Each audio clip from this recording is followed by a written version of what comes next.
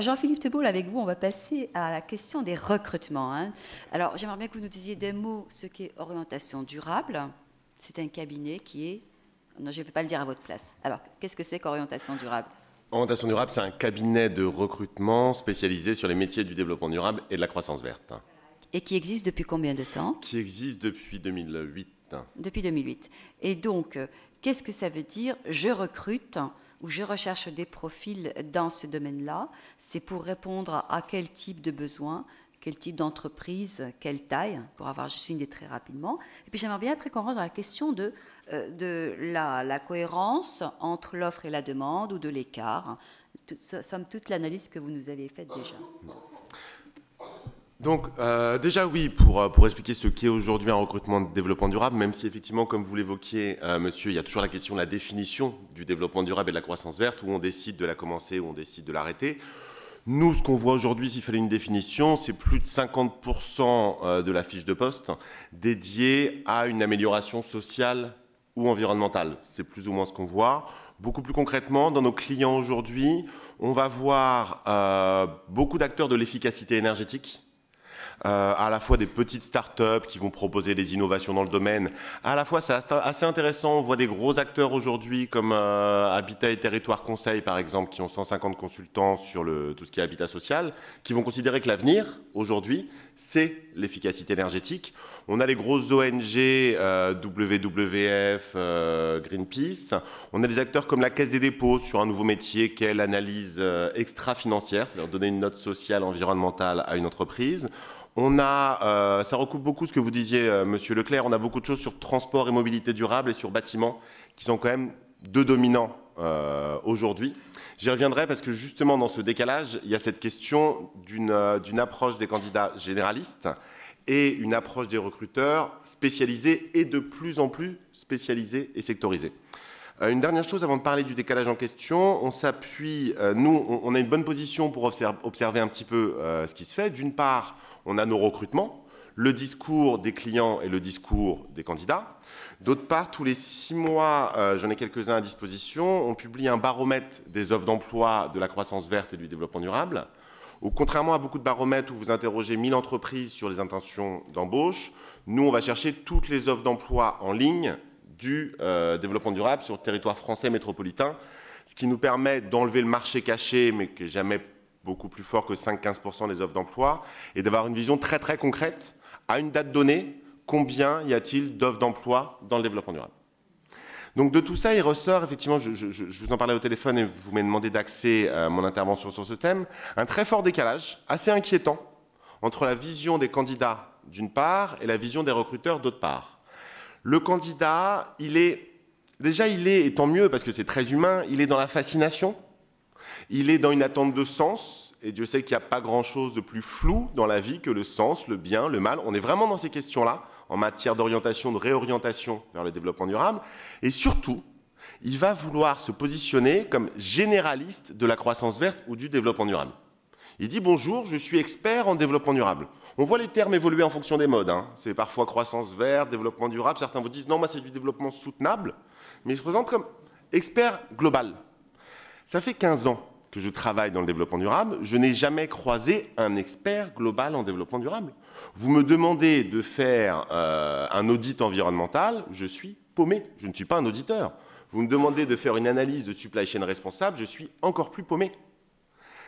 Donc ça, c'est le premier biais, et on va voir à quel point c'est décalé par rapport aux entreprises. Et c'est assez inquiétant, parce qu'il y a beaucoup de formations, notamment des masters développement durable, où les gens à 40 ans vont acheter 15-20 000 euros, ils vont faire un effort, et derrière, ils sont décalés par rapport à la demande. De l'autre, ils sont dans une vision globale du secteur. Somme toute, on peut avoir, bien sûr, il y a énormément d'exceptions qui confirment la règle, soit les gens vous disent, oui, il y a un boom de la croissance verte, ou non, il n'y a pas de boom de la croissance verte. Alors que ce qu'on voit chaque jour, et là je vais passer justement au discours des recruteurs et aux différentes données qu'on voit dans le baromètre des offres d'emploi, c'est que la réponse est différente secteur par secteur, et que tous les indicateurs existent pour aller chercher où on en est des offres d'emploi, et où on en sera demain des offres d'emploi en question.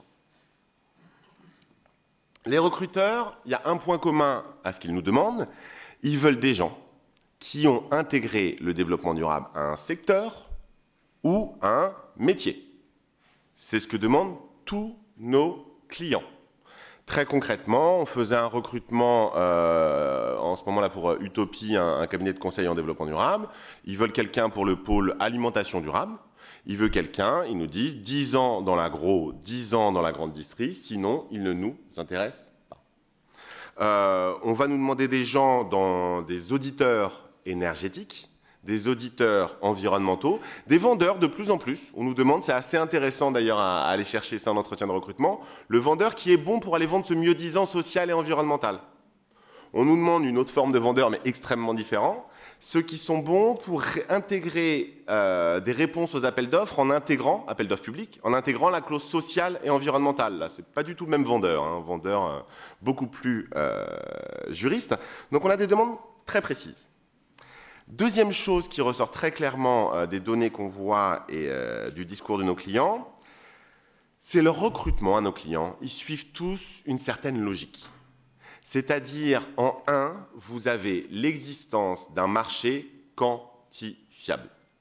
On l'a vu très concrètement sur le BTP. Ça fait à peine 11 ans que le Code des marchés publics offre la possibilité, depuis mars 2001, un acheteur public a le droit d'acheter un produit pour sa qualité sociale environnementale. C'était interdit de fait avant cette date, donc c'est assez récent.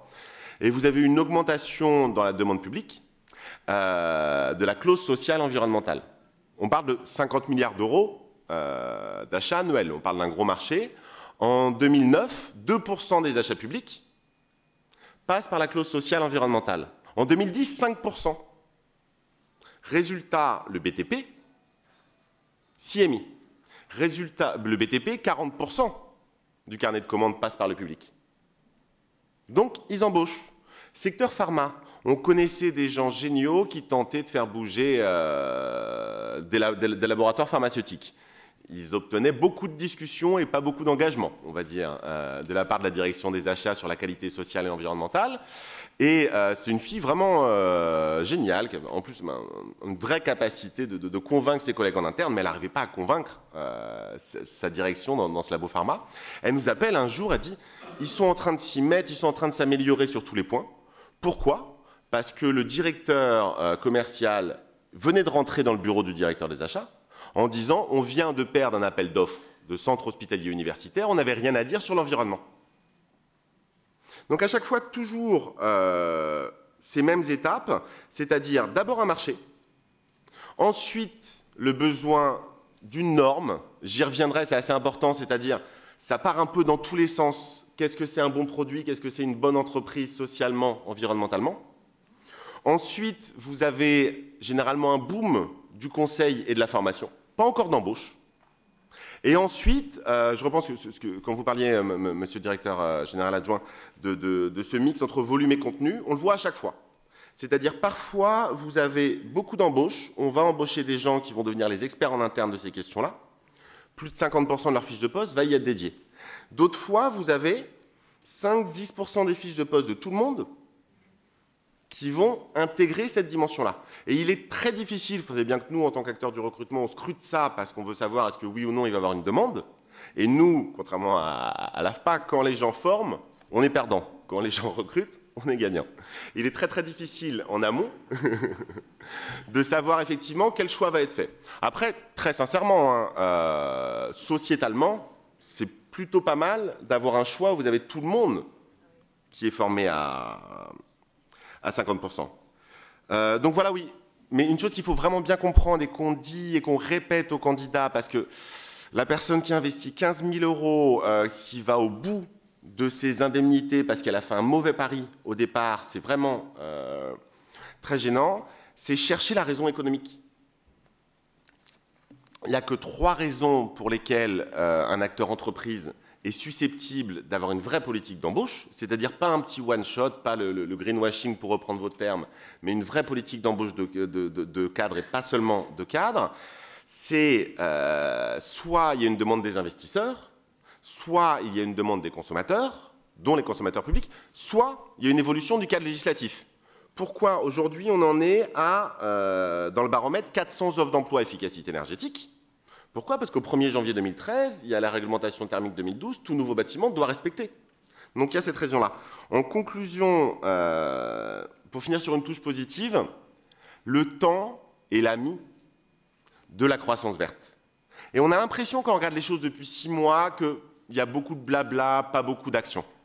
Moi, je vous le disais, ça fait 15 ans que je travaille dans ce domaine. Il y a 15 ans, je travaillais pour Max Havelaar et on travaillait sur faire entrer le commerce équitable dans les CROUS.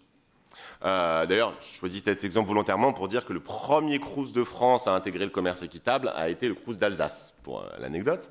Et toujours est-il qu'à l'époque, vous parliez de la notion de supply chain de qualité sociale, de supply chain à des torréfacteurs, ils ne comprenaient même pas le sujet de conversation. Il y a encore 5-6 ans, vous aviez L'Oréal qui disait « Nous sommes une entreprise responsable, on finance des hôpitaux au Pérou ». Ça passait très bien. Aujourd'hui, ça passe plus du tout. Une entreprise, quand elle veut avoir un discours responsable, ça doit être son cœur de métier. Vous voyez? Donc quand on regarde la situation aujourd'hui, on peut être plutôt confiant sur des évolutions, même s'il y a pas mal de chances que la véritable évolution, les véritables bouleversements, il faille attendre encore 3-5 ans avant de voir les choses s'installer en profondeur sur cette dynamique croissance verte ou sur les dynamiques plus globales d'économie circulaire ou autres qui ont été évoquées ici. Voilà pour les grandes lignes de la situation. Oui, et puis c'est vrai aussi que ça témoigne en tout cas de la nécessité d'avoir le nez sur l'actualité, sur comment interpréter une loi qui est votée aujourd'hui, avec quelles répercussions sur les entreprises. Et c'est là, vous disiez tout à l'heure, chercher la raison économique ou alors rechercher les motivations de l'entreprise, en fait. Moi, il y a beaucoup de gens qui nous disent quelle formation je dois faire, le candidat. On refuse, en tant que chef de projet recrutement orientation durable, de leur répondre. On leur dit, dites-nous le métier que vous visez, on vous dira, et dites-nous votre CV maintenant, on vous dira ce qu'il faut faire. Vous voyez?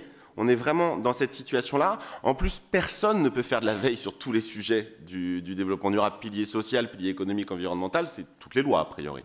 Par contre, si la personne choisit, ne serait-ce que par élimination, les pistes potentielles, là, elle peut elle-même aller chercher les raisons économiques sur lesquelles baser son pari.